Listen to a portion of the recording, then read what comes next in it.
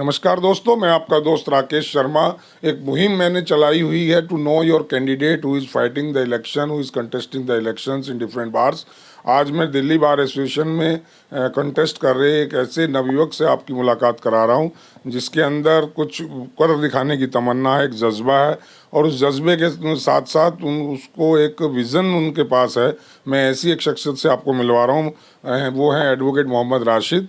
मोहम्मद राशिद के बारे में बता दूं, ये डिस्ट्रिक्ट कटिहार बिहार से बिलोंग करते हैं।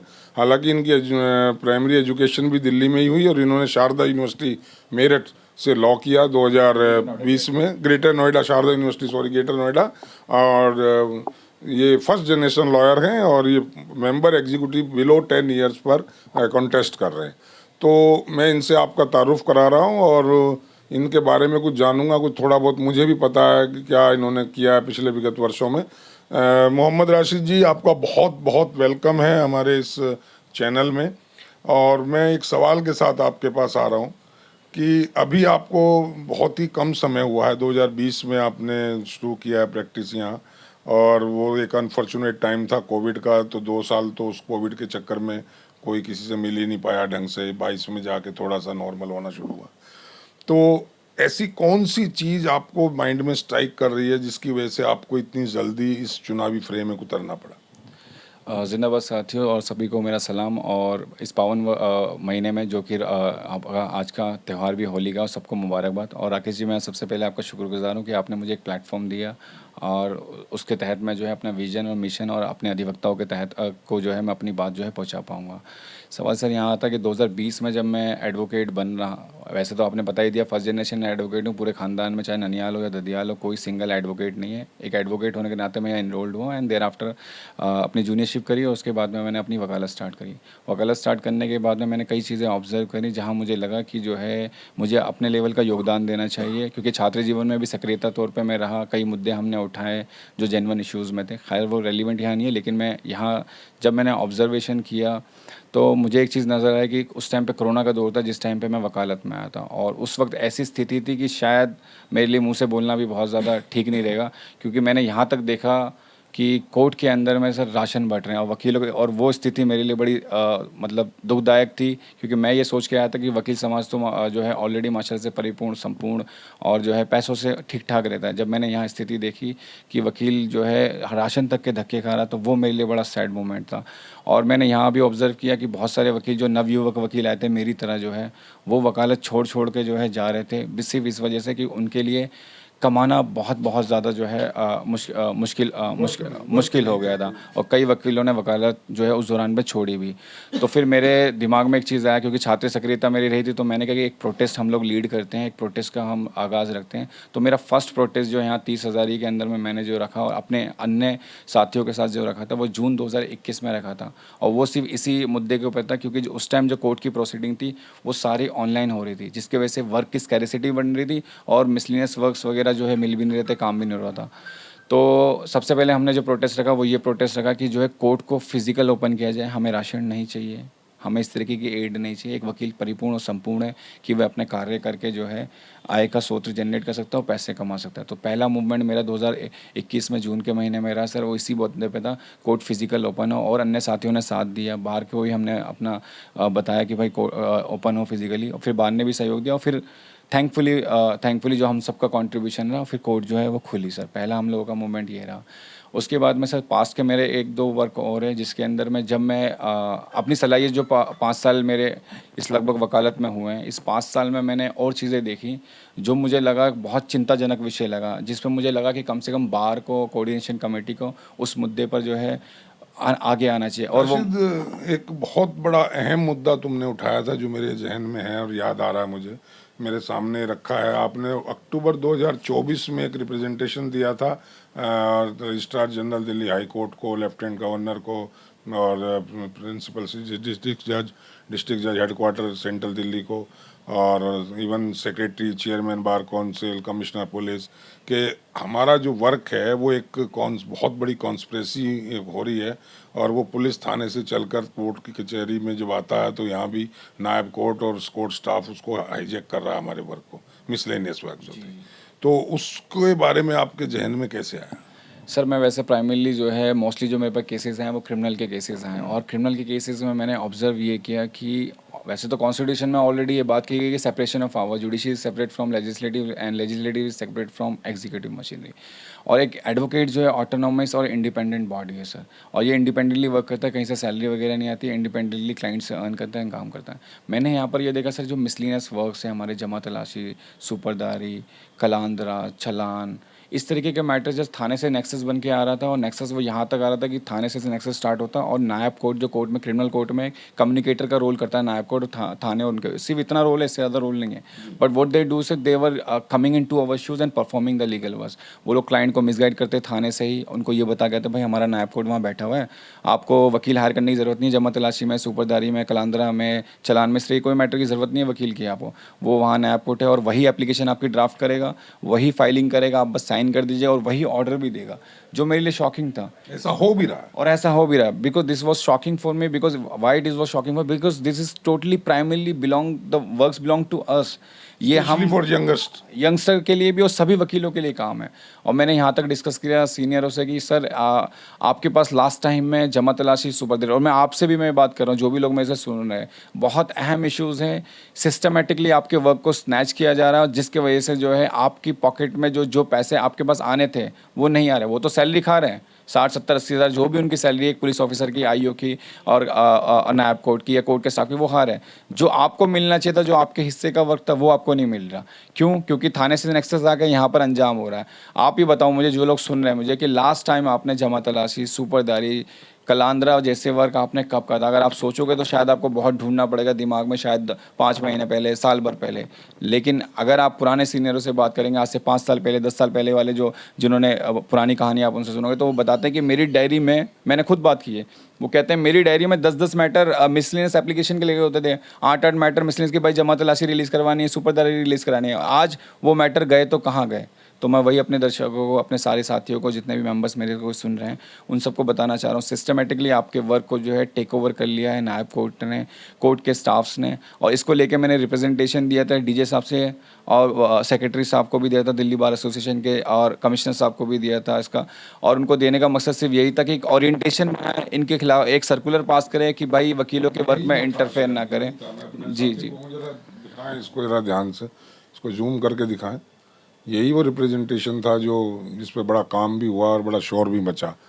तो अराउंड 177 एडवोकेट्स ने मुझे इस पे हामी भरी थी, और उन्होंने कहा कि ये जेन्युइन इश्यूज और इस पे वर्क होना बहुत ज़रूरी है। हालांकि मैंने बार को दिया था, लेकिन बार ने मुझे इस पे जो है कोई मुझे पॉजिटिव रिस्पांस आया नहीं, उन्होंने इग्नोर ही कर दिया, ठंडे बस्ते में समझ लीजिए, आम भाषा में। लेकिन डीजे साहब की तरफ से जो है मुझे जो है प्रॉपरली बुलाया गया था, और अपने ग्रीवांस को एड्रेस करने का मुझे मौका दिया गया था। मैंने वहाँ ग्रीवांस एड्रेस किया, और उन्होंने इस बात को जेन्युइनली एक्सेप्ट भी किया, this is happening over there in the court. और उन्होंने मुझे इस बात का इंश्योर किया था डीजे साहब ने कि जो है मैं प्रॉपर सर्कुलर पास करूँगा। और मैंने उनसे कहा था कि सर एटलीस्ट कम से कम एक ओरिएंटेशन करें, जहाँ वकीलों की जो है एग्जीक्यूटिव कमेटी जो है बात भी रखे अपनी, कि भाई वकीलों के काम में आप इंटरफेयर नहीं करेंगे। अगर आप इंटरफेयर करेंगे तो this is totally unacceptable to me as a lawyer, I can't accept. अगर आपको मैंडेट मिलता है तो it will be your priority to take back the work, जो हमारा राइट था एडवोकेट्स का जिस काम पे। बिल्कुल बिल्कुल। मेरा कहने का सिंपल सा है, मेरी नायब कोर्ट से कोई दुश्मनी नहीं है, आयुष से दुश्मनी नहीं है, उनका भी एक लीगल सिस्टम में बहुत बड़ा रोल है। लेकिन मैं बस इतना कहना चाहता हूँ, मैं पुलिस के काम में इंटरफेयर नहीं कर रहा, पुलिस मेरे काम में इंटरफेयर ना करे। अगर मेरे काम में इंटरफेयर, वी कांट एक्सेप्ट। हमने अभी जो है लीगली वे पे जो है कोशिश की है, अगर वह अन्यथा अगर वह नहीं समझेंगे, हमारे रिप्रेजेंटेशन से ओरिएंटेशन करने की हम लोग रिक्वेस्ट करेंगे, नहीं समझेंगे तो हमें फिर दूसरे तरीके से उनको समझाना पड़ेगा। और वो एडवोकेट्स भली भांति जानता कि कोर्ट परिसर सिर्फ और सिर्फ कार्य भूमि अगर किसी की है तो वो वकीलों की है। राशिद, जितना मैं तुम्हें जान पाया हूँ पिछले 4-5 साल में, मुझे एक एहसास है कि you are a man of principle. हालांकि बहुत कम एक्सपीरियंस है, लेकिन तुम्हारे जो प्रिंसिपल हैं बड़े मजबूत इरादों वाले हैं। और उन्हीं मजबूत इरादों में मैं पाता हूँ कि जो फ्रे आजकल जो चल रहा है, इलेक्शन का जो प्रोसेस चल रहा है, इसमें मैं तो आपको बिल्कुल अनफिट मानता था कि आप कहाँ इतनी रेस में भागेंगे, कहाँ इतना सब एक्सपेंसेस करेंगे। लेकिन आप आए हैं तो आपको क्या महसूस होता है, इसमें क्या कमियां लगती हैं? जब मैं यहाँ पर आया और यहाँ के जब चुनाव देख रहा हूँ, उससे मैं थोड़ा दुखद हूँ, क्योंकि मैं ये समझता हूँ कि मैं इंटेलेक्चुअल बॉडी के पास में इलेक्शन लड़ रहा हूँ। लेकिन यहाँ पर मैं इंटेलेक्चुअल क्लास है, लेकिन जो चुनाव में जो मैदान में जो कैंडिडेट आए हैं वह पूरे पूंजीवादी व्यवस्था से ग्रसित हैं। वे इस व्यवस्था में इस हद तक है कि ये समझ लीजिए कि उनमें कोई काबिलियत हो या ना हो, वो स्टिल जो है पैसे के बलबूते जो है अपनी छवि को जो है उस प्रकार से मजबूत कर लिए, जगह जगह तक अपनी पहुंच उन्होंने बनाई, सिर्फ और सिर्फ मामला पैसों के मामलात में। अगर उनसे पूछो कि एक अच्छी आप क्या, आपके पास एजेंडा है, क्या आप करेंगे, वो यहाँ तक बता भी नहीं पाएंगे आपको। लेकिन और इस व्यवस्था के तहत में ये प्रॉब्लम आ जाती है कि जो हमारे, मैं नहीं कह रहा कि मैं, बहुत सारे हमारे ऐसे बार के मेंबर्स हैं जेन्युइनली वे वर्क करना चाहते हैं, लेकिन जो व्यवस्था चल रही है पूंजीवादी व्यवस्था, जिसमें एक चुनाव लड़ना एक सपना सा हो गया है, और चुनाव लड़ने का मतलब ये है कि कम से कम भाई आपके पास 10-20 लाख का बजट होना चाहिए, तभी आप चुनाव कर सकते हैं। ऐसी स्थिति को क्रिएट कर देना, वातावरण को क्रिएट कर देना उन कैंडिडेटों के द्वारा बहुत दुखद है, जिसके वजह से बहुत अच्छे एडवोकेट्स हैं, मैं उन लोगों से मिला हूँ जो बार के लिए बहुत अच्छा काम करना चाहते हैं, बहुत अच्छा विजन भी है, but they don't have confidence. Why they don't have confidence? Because such kind of candidates जिन्होंने इतने सारी पोस्टरबाजी, दारू में, पार्टीज में, इवन ड्यूज को पे करना, इस तरीके का वातावरण कर लिया कि they feel themselves alone, they feel कि भाई दे डोंट हैव मनी, कि वो कहते हैं भाई मैं तो सर्वाइव ही नहीं कर सकता। आज के माहौल के अंदर में जो है कैंडिडेट्स के लिए भी बड़ा मुश्किल होता है। मैं लेकिन राशिद, मैंने देखा पूरी कॉम्प्लेक्स में, कोर्ट कॉम्प्लेक्स में या बाहर सड़कों पे, जैसे वो पोस्टर्स की बाढ़ आ गई है, पूरी दिल्ली में सड़कों पे पोस्टर लगे हुए हैं, बड़े बड़े होर्डिंग्स लगा रखे हैं, और वो मेंबर एग्जीक्यूटिव से लेकर के प्रेसिडेंट तक की पोस्ट वालों ने लगा रखे हैं, लेकिन राशिद का कहीं पोस्टर नहीं है। इसके पीछे क्या राज है? सर, मैंने जब मैं लड़ने का डिसाइड किया तो मेरे कुछ प्रिंसिपल्स थे स्टार्टिंग में, और अभी भी मैं उस पर अमल कर रहा हूँ। मेरा प्रिंसिपल यही था कि मैं जब चुनाव लड़ूंगा तो बुनियादी इश्यूज़ पे लड़ूंगा, और बुनियादी इश्यूज़ में से 2 वर्क मैंने जो है अभी डिस्क्लोज़ करना है, और 2 वर्क इंशाल्लाह मैं अभी थोड़ी देर में आपके पास डिस्क्लोज़ करूँगा।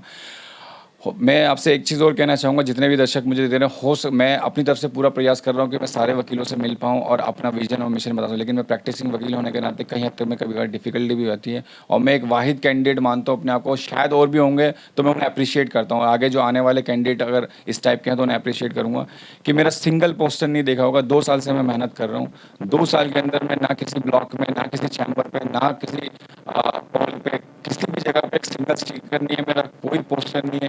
इवन आप मेरा चुनावी बजट भी आप सुनेंगे, पैसे से बड़ा मजबूत घराने से हूँ सर मैं, अच्छा खासा मैं मजबूत घराने से हूँ। चाहता तो मैं भी जो है पूरी 30,000 छाप नहीं कर सकता था पोस्टर से, लेकिन मैं ये सोचता हूँ कि अब्बा के पैसे अगर खर्च कर रहे हो तो फिर आप क्या कर रहे हो? ये तो बहुत गलत बात है कि आप अब्बा से कह दो कि भाई ठीक है अब्बा, मैं इलेक्शन लड़ रहा हूँ, मुझे इतना पैसा दे दो। बहुत गलत चीज़ वगैरह है। आप अपने दम पे कमाओ और अपने दम पे खर्च क्यों कर रहे हो?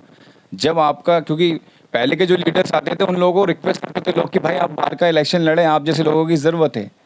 और आज स्थिति ये हो गई है कि चुनावी मैदान इस तरीके से पैसा खर्चीला हो गया है, कोई कर ही नहीं पा रहा है। फिर भी आपकी पोस्ट पे 21 आदमी है। 21 आदमी मेरी पोस्ट पर है लोगों ने, और मैं उन कैंडिडेट से भी कहना चाहूँगा और तमाम अदर कैंडिडेट से कहना चाहूँगा, आखिर इस बार में ऐसा क्या है कि आप जो है 10 लाख, 5 लाख, 20 लाख खर्च करने को रेडी हैं? आप सेवा भाव से आए हो ना। अगर आप नहीं भी सिलेक्ट होते तो गम क्या?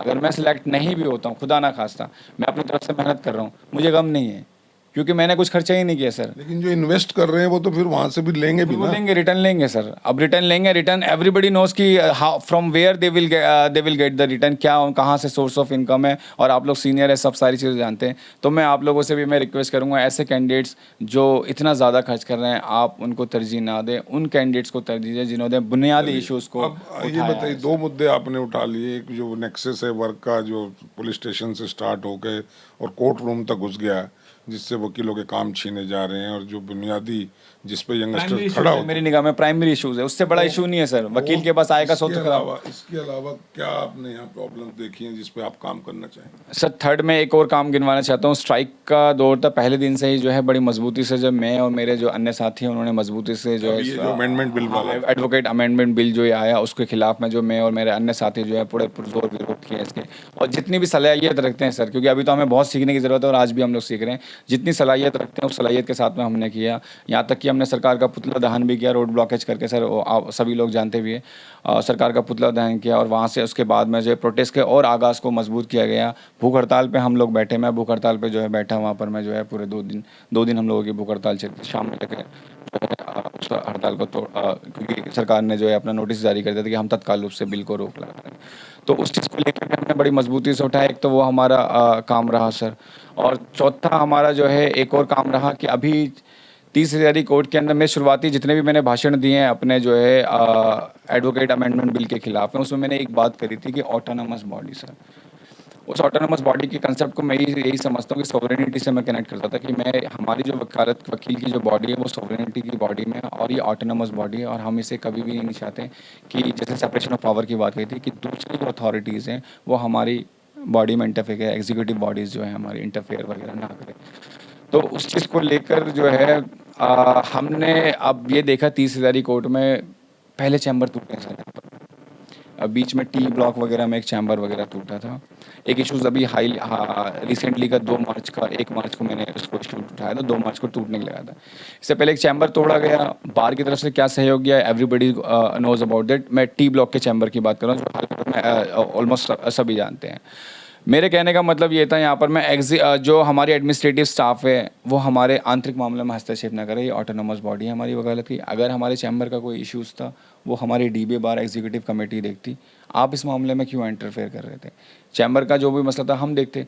अभी हाल फिलहाल में कोई कोर्ट फैसिलिटी तो दे नहीं रहा एडमिनिस्ट्रेशन, फैसिलिटी तो दे नहीं रहा। आपसे अगर हम बोले कि हमारे जो है ब्लॉक्स तैयार करो, नए ब्लॉक्स कहाँ गए कि जो नए वकील आएंगे वो कहाँ बैठेंगे, कुछ नहीं। नए चैम्बर का अलॉटमेंट कोई सिस्टम कुछ नहीं।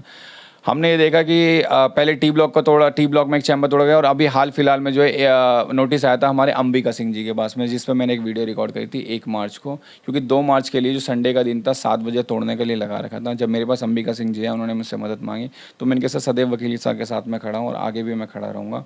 और उस इशू पे मैंने एक वीडियो जो है बनाई और वायरल करी थी 1 मार्च को सर, जिसमें मैंने अपील करी थी तमाम अधिवक्ताओं से कि तमाम अधिवक्ताओं से मेरी रिक्वेस्ट है कि 2 मार्च के दिन जो कि संडे का दिन था 7 बजे टाइम रखा था, हमने कहा था 6:30 बजे तक में आप लोग आना है और हमें जिस भी लेवल पे हमारी सलाहियत है, जिस भी लेवल पे हम रोक सकते हैं हमें रोकना है। क्योंकि अगर एक चैम्बर अगर हम और टूटने देंगे, हमारी जो एडमिनिस्ट्रेटिव स्टाफ जो डीजेस वगैरह है उनका मनोबल और बढ़ता। अगर आज हम इनको नहीं रोकते तो आगे ये करते, क्योंकि अगर हम एक चैम्बर नहीं बचा पाएंगे अल्टीमेटली वो रुक गया। अल्टीमेटली सर हम लोगों को बेनिफिट यही मिला सर। 2 मार्च के दिन मैं सुबह 6 बजे में आ गया था और मेरे अन्य साथी वगैरह जो है ज्वाइन हो गए थे और जिसके कारण सर ये है, और बार का भी उसमें सपोर्ट रहा, मैं ये नहीं कहूँगा नहीं रहा। राशिद, मैं एक बात करना चाह वो रहा हूँ। चैम्बर जो है रुक गया। ठीक है राशिद, मैं एक बात पूछना चाहूँगा। जब तुम इस प्रोफेशन में आए तो बहुत कुछ एक इमेज बनाई होगी एडवोकेट्स की, जैसा तुमने बताया कि जब तुमने राशन बढ़ते देखा तो बड़ा दुख हुआ। तुम्हें तो लगा था कि सब संपन्न होते हैं वकील, पैसा कमाते हैं, अच्छा है वो। और क्या ऐसे सपने थे जो तुम एक एज्यूम किए हुए थे, तुम्हारी एजम्पशंस थी वकीलों के बारे में, जो यहाँ आके तुम्हें लगा कि नहीं ऐसा कुछ नहीं है, तो भ्रम था मेरा? मोस्टली सर मेरा तो भरम वहीं टूट गया था जब मैंने ऐसी स्थिति में जो है डिस्ट्रिक्ट कोर्ट में वकीलों को देखा और कहीं हद तक में कुछ चीज़ें और चल रही है सर। वो कैमरे के सामने बोलना तो मेरे ख्याल से ठीक नहीं है, क्योंकि ऑलमोस्ट जो है सभी जान रहे हैं किस प्रकार से एक वकील इस हद तक गिर गया काम के लिए कि मेट्रो के गेट तक भी खड़ा हो रहा है। तो इससे ज़्यादा कोई दुखद मुझे ये भी चीज़ मुझे बहुत दुखद लगती है। वकील को जो डिग्निटी थी वो डिग्निटी ये थी कि भाई लोग हमारे पास अप्रोच करेंगे काम के लिए और हम उनको जो है सेवा भाव से काम करेंगे और एक रीजनेबल प्राइस, रीजनेबल कुछ भी हो सकता है सर। रीज़न कहीं ना कहीं हमारी लीडरशिप भी है जो प्रॉपरली वर्क मैनेज नहीं कर पाती या कोई सिस्टम नहीं बना। इसी बात को कहूँगा सर, जो सिस्टमेटिकली जो वर्क को स्नैच किया गया है उसका बहुत बड़ा रोल है। आज वकीलों की स्थिति जो है दयनीय हो गई है आय के को लेकर। अगर हम इन जैसे जो मैंने पुराना नायब कोर्ट वाला जो इशू है इसी को अगर हम बचा लें, अगर जो नायब कोर्ट ने हमारे वर्क को छीन रखा, तो कहीं हद तक में जो रुकाव आएगा सर, क्योंकि इन्होंने लिया और कुछ जजमेंट ऐसी आई सर। अनिश कुमार की जजमेंट आई थी जिसके अंदर में Anish Kumar versus state of Bihar की जजमेंट आई थी और जो जजमेंट बहुत ज़्यादा वकीलों के खिलाफ में थी। वो जजमेंट ये कहती थी कि अप टू 7 ईयर्स तक की जो पनिशमेंट वाले केसेस हैं पुलिस को बना दिया और जो है उसमें आप अरेस्टिंग मत करो, एक तरीके की डिस्क्रिप्शन दे दी पुलिस ऑफिसर। जो जजमेंट मैं बहुत क्रिटिसाइज करता हूँ, जजमेंट सरासर गलत थी। ऑलरेडी आपके सीआरपीसी में उस टाइम सीआरपीसी एप्लीकेबल थी और आज बीएनएसएस एप्लीकेबल है। ऑलरेडी प्रोविजन था 436 का सीआरपीसी जो बेलेबल ऑफेंस है, उस पर आप अपना जो है as a matter of right bail claim कर सकते हो जुडिशियल मजिस्ट्रेट की क्लास में। पैसे तो आज भी एक्यूज के खर्च होते हैं, पैसे तो आज भी जो खर्च होते हैं। आज पुलिस के पास जा रहे हैं। आज मैं ये देख रहा हूँ उस जजमेंट आने के बाद से थानेदार डिसाइड कर रहा है किसको मुझे बेल देना है और किसको नहीं देना। उसी ऑफेंस में 411, 356, 379 पुराने ऑफेंस को मैं डिक्लेयर कर रहा हूँ क्योंकि और लोग इजीली समझ पाएंगे। उन्हीं ऑफेंस में जो है कुछ लोगों की अरेस्टिंग होकर यहाँ पर पेशी होती है, कुछ लोगों को थाने से ही छोड़ दिया जाता है, थाने से ही बेल देगी। ये मोनोपोली हो गई। ये एक तरीके का पुलिस को इतना अधिकार क्षेत्र दे दिया जो सरासर जो है बहुत बहुत गलत है सर। हमारा इसमें यही कहना था, आप इसमें सिर्फ सिंपल सुप्रीम कोर्ट ने भी यहाँ गलत किया है। सुप्रीम कोर्ट को सिर्फ इतना करना ठीक है, as a matter of right bail मिलेगी अप टू 7 ईयर्स तक की इम्प्रिजनमेंट में, बट यू हैव मिलेगी मजिस्ट्रेट से। अगर मिलती मजिस्ट्रेट से तो एक वकील भाई की इनकम होती, मेरी, किसी की, आपकी, सबकी, किसी न किसी की इनकम होती है। आज वही थानेदार बैठ के जो है डील कर रहा है एज अ प्रॉपर्टी डीलर, जैसे बात करते हैं कि भैया 50,000 रुपये चाहिए, हम बेल देंगे, नहीं तो हम भेज रहे हैं आपको जेल में। इसके बावजूद एक चीज और ऑब्जर्व की कि हमारे ही कुछ रिप्रेजेंटेटिव्स जाके थानों में बैठते हैं या पुलिस वालों से, साठ गार्ड उन लोगों की बनी हुई है। और ऐसा महसूस हुआ तुम्हें? सर बिल्कुल है, बिल्कुल सर, बिल्कुल सर। मैं क्या बोलूँ सर, पीछे पीछे भागते हैं, उनकी मेहमान नवाजी, उनके पैर पकड़ना, कहाँ तक बोलूँ, बस सब जानते हैं इस चीज़ को। और हम, अगर तुम बार में आए तो इसका विरोध करोगे? सर प्रोफेशनल एथिक्स नाम की कोई चीज़ थी जो बड़ा जिक्र कर रखा है इस चीज़ों के वगैरह में, और प्रोफेशनल एथिक्स को जो है फॉलो किया करना चाहिए। और मैं इसको पूरी कोशिश रहेगी कि वकीलों का ओरिएंटेशन के थ्रू जो है उनको समझाया जाए कि डिग्निटी से। और मेरे लिए तो यही है कि सर जो इस टाइप के जो वर्क हैं, अगर आप इस टाइप के वर्क को सेव कर लेंगे, मैं कह रहा हूँ कहीं हद तक मैं जो है वकील काम के लिए नहीं गिरेगा सर। एक और बड़ा अहम मसला है जिसकी तरफ आपका भी ध्यान होगा, और मैं ऑन कैमरा पूछ रहा हूँ, क्या राशिद को ये लगता है कि यहाँ इज़म भी है इलेक्शन में कैंडिडेट को चुनने में? मींस साफ साफ कहूँ तो कास्टिज़म या रिलीजन या एरियाइज़म या कोई और इज़म जो है वो काम कर रहे हैं? मैं सभी अधिवक्ताओं से कहना चाहूँगा कि आपकी जो छवि है पूरे भारत के अंदर में, वो इंटेलेक्चुअल क्लास की है। और एक प्यारा सा वर्ड आपके नाम के पहले लगता है, वो है सर लर्नेड, विद्वान। जब ये वर्ड लगता है ना, ये प्राइम मिनिस्टर के आगे भी नहीं लगता है और दूसरे लोगों के भी आगे नहीं लगता। आपको मैं पूछ रहा हूँ, ये आपको महसूस होता है कि इज़म काम कर रहा है? सर में कुछ लोग हैं जो थोड़ा इन चीज़ों पे स्ट्रांगली बिलीव करते हैं। बाकी मैं से उन लोगों उन अधिवक्ता भाइयों से भी कहूँगा कि अपील नहीं, मैं तो एक इन पूछ चीज़ों से ऊपर उठ के जो है, जो बुनियादी इश्यूज जो कैंडिडेट काम कर रहा है, जो मैं नहीं और भी कोई कैंडिडेट अगर अच्छा काम कर रहा है, बुनियादी इश्यूज पे वर्क कर रहा है, बगैर खर्चे के इलेक्शन लड़ रहा है, आप उनको आगे लाएं, वो आपके लिए खड़ा भी होगा, आपके लिए वो काम करेगा सर। मैं सिर्फ ये जानना चाह रहा हूँ कि अभी जो तादाद है specially for Muslim candidates, Muslim voters in dBA, वो थोड़ा कम है। जी बिल्कुल बिल्कुल। तो अगर यहाँ इज़म काम कर गया तो राशिद कितना अपने आप को मानते हैं कि वो विक्ट्री की तरफ चलेंगे? मेरा सर ये इसमें यही कहना है कि कहीं हद तक में सर हमारे साथ में तमाम धर्म के व तमाम जातियों के जो है वकील हमारे साथ कंधे से कंधे मिला के खड़ा हुआ है। और मुझे पूरा विश्वास है कि तमाम अधिवक्ता किसी भी धर्म से हो, जाति से हो, रीजन से हो, वह मुझे सपोर्ट करेंगे, मेरे बुनियादी इश्यूज़ में मेरे साथ कंधे से कंधे मिला के करेंगे। राशिद के साथ करेंगे, बट है ऐसा कहीं स्मेल आती है? सर कुछ प्रतिशत तो एक्सेप्शन लोग हर जगह होते हैं, मैं कहूँगा अधिकतर लोग सर सेकुलर माइंडसेट के हैं। और जो है साथ साथ वे जो है बंदे का धर्म नहीं देखते हैं, वो मेरा भी धर्म नहीं देखते, मुझे गले भी मिलाते हैं, मेरे साथ खाना वाना भी खाते हैं। खैर अभी तो रमज़ान चल रहे हैं तो मैं तो शामिल नहीं हो पाता उनके चाय और उनके स्नैक्स में। लेकिन ये है कि रमज़ान से पहले जब हम चुनावी वगैरह होते तो बड़े मोहब्बत से, बड़ी शफ़क़त से जो है बिठाते थे, और बड़ी अदब के साथ में नाश्ता वगैरह वगैरह भी उन लोगों ने हमें कराया, और उसके लिए मैं बहुत बहुत शुक्रगुज़ार भी उन लोगों का हूँ। तो और कुछ पॉइंट्स में मैं एजेंडा पे मैं जो वर्क करना चाहता हूँ सर, वो बार के मेंबर्स के सामने मैं उसका जिक्र भी करना चाहता हूँ सर। ब्लॉक की कुछ समस्या वगैरह रहती हैं जिसमें सर स्टाफ की नियुक्ति हो रखी है। कुछ चीज़ें मैं रखना चाहता हूँ जो ऑलमोस्ट हर एडवोकेट्स ने फेस किया भी होगा। हाँ, शॉर्ट्स में मैं रखूँगा सर। उसमें हमारे ब्लॉक्स के अंदर में स्टाफ्स वगैरह की नियुक्ति हो रखी होती है जो वकीलों को असिस्ट करना होता है, उनको पानी वगैरह देना है या साफ़ सफाई करने का। लेकिन वो इस तरीके का उनका बिहेवियर होता है कि ना तो कभी वो वकील बुलाता भी है तो वह अनसुना कर देते हैं। तो इस तरीके की चीज़ों पर अगर आते हैं इसमें जीत के, तो हम प्रॉपर तरीके से जो है उनकी इस बात को वकीलों को ध्यान में रखें कि उनके स्टाफ उनकी प्रॉपर उनकी डायरेक्शन मानते कि नहीं मानते, उनकी साफ़ सफाई वगैरह करते हैं कि नहीं करते, उनको पानी की सुविधा वगैरह देते हैं कि नहीं देते। दूसरी मेरी एक एजेंडा मेरा यहाँ पर मैं ये था वीसी रूम की सर। आज का युग आधुनिक युग है, टोटली हमारी वकालत जो है शिफ्टेड हो रही है ऑनलाइन मोड की तरफ में। और आज भी ऐसे हमारे सीनियर एडवोकेट्स हैं जिनके पास में स्मार्टफोन नहीं है। तो मैं अपनी एग्जीक्यूटिव कमेटी से भी, और मैं अगर एग्जीक्यूटिव कमेटी में आता हूं तो अपनी तरफ से पूरा प्रयास करूंगा कि एक वीसी रूम बनाया जाए यहाँ पर, जिसमें 30-40 कंप्यूटर लगाए जाएंगे, जिनमें जिन अधिवक्ताओं को भी वीसी हियरिंग अटेंड करनी है वो जाके वीसी हियरिंग अटेंड कर पाएगा। एक तीसरी मैं समस्या यहाँ पर गिनाना चाहूँगा जो मेरे ऑब्जर्वेशन में है कि वॉशरूम की हालत इतनी दयनीय स्थिति है कि आप अगर वहाँ जाएंगे तो खुद आप अपना जो है, मैं वर्ड में बोलना चाहूँगा, आप मूत्र और अपना पैखाना जो है दबा के आपको वापसी बाहर आना पड़ जाएगा। ना हैंड वॉश है, इतनी गंदगी वहाँ पर है, ना प्रॉपर तरीके से क्लीनिंग होती है। हम एडवोकेट्स कम्युनिटी होने के बाद भी इतनी बेसिक सुविधा जो कि बेसिक है उससे भी जो है महरूम वगैरह रहते हैं। तो अगर मैं आता हूँ, इसके पीछे किसकी कमी मानते हो? इसके पीछे मैं सर कमी तो सर देखो मैं एग्जीक्यूटिव कमेटी मानता हूँ सर, क्योंकि वो उनका दायित्व है, उनको रिप्रेजेंट करना। कहीं अगर फंड भी राशिद आ जाते हैं एग्जीक्यूटिव बॉडी में तो ये कमी दूर हो जाएगी। पूरी तरीके से कोशिश करूंगा कि जो है वॉशरूम एक बेसिक सुविधा है और जो है सबको जो है क्लीन मिलना चाहिए, साथ साथ में हैंड वॉश मिलना चाहिए। अगर आप देखोगे तो कई वॉशरूम की स्थिति ऐसी, छोटा सा साबुन रखा होगा हम हाइजीन की वही बात कर बहुत रहे कम, हैं। rare। हम हाइजीन और कहीं पे तो वो भी नहीं रखा होगा। नहीं। हम हाइजीन की बात कर रहे हैं, वहाँ एक ही इतने से साबुन को जो है सभी हाथ में मल रहे हैं, कोई पखाना करके पेशाब कर रहा है, अनटच होना चाहिए, face wash face wash hand wash होना चाहिए, उससे प्रॉपर तरीके से क्लीनिंग हो, क्योंकि वकीलों को कई जगह हाथ मिलाना होता है, वकीलों से मिलना भी पड़ता है, स्टाफ से मिलना होता है, सबसे मिलना होता है। तो अनहाइजीनिक वगैरह ना रहे, इस तरीके की चीज़ें हो गई सर।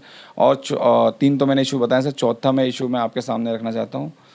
है और कई बार जो है ऑनलाइन फॉर्म्स वगैरह भरे जाते हैं। मैं अपनी पूरी कोशिश करूंगा अपनी टीम की तरफ से मैं हेल्प डेस्क लगाऊं, जैसे एडवोकेट वेरिफिकेशन के फॉर्म्स हैं, प्रॉक्सिमिटी कार्ड के हैं, चीफ मिनिस्टर वेलफेयर के स्कीम्स हैं जो इंश्योरेंस वगैरह के, तो इसमें ऑनलाइन भरना पड़ता है, तो कई वकीलों को समस्या आती है उनको भरने में। तो अगर मैं आता हूँ ये बार की ड्यूटी है बार कि की वो ड्यूटी, एक मैं अपनी इस तरफ तरह से की जो हेल्प है डेस्क बनाएगा। हाँ हेल्प डेस्क बनाऊंगा सर, मैं अपनी तरफ से जो है उनके लिए सुविधा करूंगा। लास्ट मेरा एक पॉइंट है सर, डीएलएसए के ऊपर मैं जो रखना चाहता हूँ, ये एक अहम इशूज़ है। डीएलएसए एक प्रोविजन बना जिसके अंदर में, जो कि national legal service authority act के तहत में ये बना था 1986 या 7 का ये कानून है। इसके तहत में ये था कि जो एक इन्होंने सेट ऑफ पीपल्स बना रखे हैं जिनको जो गरीब है, आदमी को हेल्प करनी थी, लेकिन जस्टिस कायदे मिल से अगर हम ये देखेंगे तो हमें इसमें मॉडिफिकेशन की ज़रूरत है। पूर्ण रूप से इसे हटा तो सकते नहीं क्योंकि पार्लियामेंट से लॉ पास हो रखा है। इसमें मॉडिफिकेशन की ज़रूरत है जो सच में डिजर्विंग है, प्रॉपर स्क्रूटिनी हो और डिजर्विंग पर्सन को ही लॉयर्स मिले हैबिचुअल ऑफेंडर्स को ना मिले। जो डिजर्विंग है। अगर भाई वुमेन भी पैसे से अगर मजबूत है तो उसको भी ना मिले, मैं सीधा कह रहा हूँ भाई। अगर हाँ वुमेन की दयनीय स्थिति है उसको मिलना वो चाहिए। भी कहीं ना कहीं वकीलों का काम ही खींच रहे हैं। और इसके वजह से प्राइवेट लॉयर का काम खराब होता है, साथ साथ में जो है जिसके वजह से फिर वही वाली वकीलों की स्थिति देनी होती है, फिर वो वर्क के लिए मारा मारी करते हैं। एक चीज़ और सर, और एक इसके अंदर में हम मॉडिफिकेशन लाने की पूरी कोशिश करेंगे, रिप्रेजेंटेशन देंगे, जो कमिटीज़ हैं उनके थ्रू बात उठाने की कोशिश करेंगे कि जो है मॉडिफाई हो। मैं हटाने की बात नहीं कर रहा, लेकिन जो जिनको मिलना चाहिए उन्हीं को मिले लीगल एड काउंसिल। ऐसा नहीं है कि भंडारे की तरह पूरी सब्जी सबको बट रही है तो सबको हो रही है। एक चीज़ ये हो गया। और दूसरा चीज़ मैं कह रहा हूँ, एक नवयुवक जो वकील आता है वो बड़ा परेशान होता है। पहला तो उसको काम नहीं मिलता, दूसरा है अगर वो किसी के अंडर में जाता है तो उसको सैलरी नहीं मिलती है। तो मेरे दिमाग में एक ये अच्छा सा एक पॉइंट है जिसको ये 2 इश्यूज़ हमारे रिजॉल्व हो सकते हैं। एक, दूसरों को लीगल एड मिल जाएगा जो पुअर पर्सन हैं, और दूसरा जो हम जैसे जनरेशन के advocate up to 5 years 7 years तक के, उनको जो है एक रिजर्वेशन हो डीएलएसए के पैनल के अंदर में कि एटलीस्ट 50% जो है नवयुवक बच्चे जाएंगे, जिससे 2 फायदे होंगे। एक, उनकी ट्रेनिंग भी हो जाएगी, 50% तो सीनियर ही रहेंगे, उनके अंडर गाइडेंस में काम करेंगे, तो एक उनकी ट्रेनिंग भी हो जाएगी, उनकी अर्निंग भी हो जाएगी, और एक अच्छी क्वालिटी ऑफ एडवोकेट्स हम प्रोड्यूस कर पाएंगे समाज में। तो दोनों इश्यूज़ हमारे हो जाएंगे। जो सरकार करना चाहती थी कि गरीब तबके को वकील मिल जाए, और दूसरा जो हमारे ही एडवोकेट्स कम्युनिटी में जो नवयुवक वकील हैं जिसके आय की कोई स्रोत नहीं होता, वो बेचारा बार बार सोचता है भैया वकालत छोड़ दूँ छोड़ दूँ छोड़ दूँ। वो कई बार तो सीनियर से कई बार घर में किससे डिस्कस करता है, वो प्रॉब्लम सॉर्ट आउट हो जाएगी क्योंकि उसको वहाँ से काम भी जनरेट हो जाएगा, पैसा भी हो जाएगा, और वो वकालत भी सीख लेगा। बहुत अच्छी बातें राशिद ने की। दोस्तों, सुना आपने राशिद को, और मैं समझता हूँ कि मैंने बहुत लोगों के इंटरव्यू किए हैं, लेकिन जो विज़न मुझे राशिद के पास नज़र आया है, जो एक मैं कहूँ कि कितना डीपली इन्होंने इतने कम शॉर्ट पीरियड में प्रॉब्लम्स को ऑब्ज़र्व किया है, और ना केवल ऑब्ज़र्व किया है बल्कि उन पर कुछ थोड़ा बहुत जितना कर सकते थे अपने सीमित साधनों से और अपनी सीमित पावर से और अपने एक लिमिटेड एक दायरे से, इन्होंने उसको प्रोटेस्ट भी किया। ये बहुत अच्छी और बहुत ही, मैं समझता हूँ, नवयुवकों में एक ऐसी भावना होना एक अपने आप में सुखद है और अपने आप में एडवोकेट कम्युनिटी के लिए अच्छी चीज़ है। और मैं अब 1 मिनट के लिए आपके और इन राशिद के बीच से हटता हूँ, माइक राशिद को देता हूँ, आपसे डायरेक्ट रूबरू अपनी बात कहें, और ताकि आप इनको जो ये चाह रहे हैं वो सुन पाएँ। राशिद जी, वोटर्स आपको सुन रहे हैं तमाम, आपको माइक आपके मेरी पास है। तमाम अधिवक्ताओं से सिर्फ एक ही अपील है कि अगर कोई अधिवक्ता जेन्युइनली इश्यूज़ पे वर्क कर रहा है बगैर उसके धर्म व जाति को देखे हुए, और अगर वो पैसा नहीं खर्च कर रहा है, उसको ज़रूर प्रोत्साहन दें, उसको सपोर्ट करें। मैं अपने बारे में नहीं कह रहा, मेरे अलावा अगर कोई और भी कैंडिडेट्स वगैरह लड़ रहे हैं जिन्होंने पैसा नहीं खर्च किया है और जो जेन्युइनली इश्यूज़ में वर्क करना चाहते हैं, आप प्लीज़ उन्हें वोट भी करें और सपोर्ट भी करें। सही मायनों में आपके यही जो है हितैषी कहलाएंगे, यही आपके लिए खड़े होंगे। वो नहीं जिन लोगों ने दारुआं बांटी है, वो नहीं जिन लोगों ने पार्टियाँ दी है, वो नहीं जिन लोगों ने ड्यूज़ बने, क्योंकि आप किस मुँह से हेल्प मांगोगे उनसे। वो तो आपको सीधा कह देंगे भैया वोट ऐसे कोई ना दिए हो आपने हमें, हमने तो आपको 2000 दिए थे ड्यूज़ के टाइम पे, और वो बोतल भी तो पहुंचाई थी और वो दावत भी तो तुमने खाई थी। तो आप समझिए कि आप जो एक तरीके से ये वोट को बेचना हो गया। पार्टी ही देनी है तो भाई जीत की खुशी में आओ, और जीतने के बाद में तुम चाय पिलाना चाहो पियेंगे भाई, लेकिन इलेक्शन से पहले इन चीज़ों को लेना, आप समझ लीजिए आप वोट को बेचने का काम कर रहे हैं। शायद ये वर्ड बहुत ज़्यादा कड़वा लग रहा होगा कि छोटी उम्र है, वकालत का छोटा सा पीरियड है, लेकिन ये हकीकत है। जब आप किसी बंदे का खा लेते हो या किसी बंदे का पैसा ले लेते हो तो सही मायनों में साइकोलॉजिकली आप उसके दबाव में आ जाते हो। तो आप अधिवक्ता हैं और जो है इंटेलेक्चुअल है। मेरी आप सभी से अपील होगी, जो जेन्युइन इश्यूज़ में वर्क कर रहा है, जो पैसा खर्च नहीं कर रहा, उनको वोट भी करें, सपोर्ट भी करें। और अगर आपको लगता है कि मैं बेहतर आपका रिप्रेजेंटेटिव बन सकता हूँ, आपके जेन्युइन इश्यूज़ को उठा सकता हूँ, तो आप ज़रूर मुझे सहयोग दीजिए। मैं आपका बड़ा आभार दे रहूँगा और आपका सेवा का मुझे मौका मिलेगा। धन्यवाद आपका, बहुत बहुत शुक्रिया राकेश जी, जो आपने मुझे एक ये मौका दिया जिससे मैं अधिवक्ताओं से रूबरू हो सका। और ये अपॉर्चुनिटी मुझे मिलती नहीं सर अगर आप मुझे नहीं देते, ताकि आपके ही वजह से जो है मुझे इतनी सारी बात जो है अधिवक्ताओं तक पहुंचाने का जो है मौका मिल गया। एक्चुअली राशिद, ये हमारा जो चैनल है इसका मकसद ही यही है कि हर इंसान को, हर एक उस एडवोकेट को एक प्लेटफॉर्म मिले अपने व्यूज़ शेयर करने का, अपना विजन शेयर करने का, ताकि लोगों में जागरूकता आ सके। और specially for youngsters, I request all youngsters through this video also कि आप अपने पास, अगर आपके पास कोई व्यू है, कोई ऐसा विज़न है, कोई ऐसी थॉट है जिसे आप शेयर करना चाहते हैं, तो ज़रूर कांटेक्ट करिएगा और ज़रूर अपने रखिएगा। I always welcome all of you. तो दोस्तों, सुना आपने राशिद को और इनके विज़न को देखा, सुना। और अब मैं की अपील करूंगा कि now the ball is in your court और आप तय करिएगा। 21 कैंडिडेट हैं, बड़ा मुश्किल होगा कंपैरिजन करना, लेकिन एग्जीक्यूटिव बॉडी की हर पोस्ट बड़ी अहम होती है, वोटिंग पावर सबकी बराबर होती है, तो इसको बहुत लाइटली ना लें और विज़न देखते हुए और डेडिकेशन देखते हुए, होनेस्टी देखते हुए आप अपने वोट का इस्तेमाल करें। आपका वोट बहुत कीमती है। बाकी आप सब लोग लर्नेड एडवोकेट्स हैं, you know better than me, you are more intelligent than me, so आप अपने वोट को प्लीज़ प्लीज़ प्लीज़, मैं अगेन रिक्वेस्टिंग कि इसको बहुत सोच समझ के इस्तेमाल करिएगा दोस्तों। थैंक यू राशिद, शुक्रिया। और थैंक यू दोस्तों, आपने इतने पेशेंस से इस बात को सुना। नए कैंडिडेट से मिलवाऊंगा, तब तक के लिए जय हिंद, जय भारत।